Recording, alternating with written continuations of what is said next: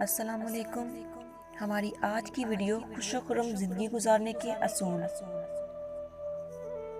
आपसे गुजारिश है आप हमारे चैनल दानिश्वर लोग को सब्सक्राइब कर लें और साथ ही लगे बेल के बटन को भी प्रेस कर लें ताकि फ्यूचर में आपको अपलोड होने वाली मज़ीद मालूमाती वीडियो का नोटिफिकेशन हासिल हो सके।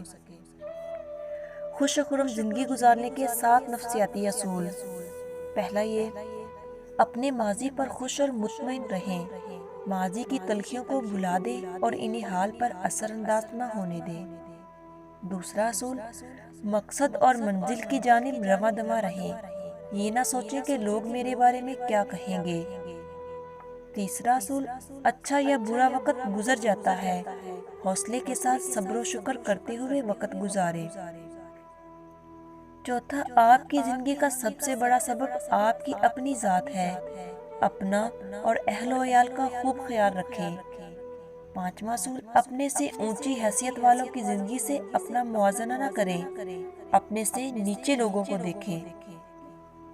छठा असूल, बहुत ज्यादा सोचा न करें, जायज इसबाब इख्तियार करने के बाद अपने मामलात अल्लाह पर छोड़ दें। सातवां असूल ये है, हमेशा मुस्कुराते रहें। दुनिया की सारी परेशानियों से दूर रहना आपके बस में नहीं है।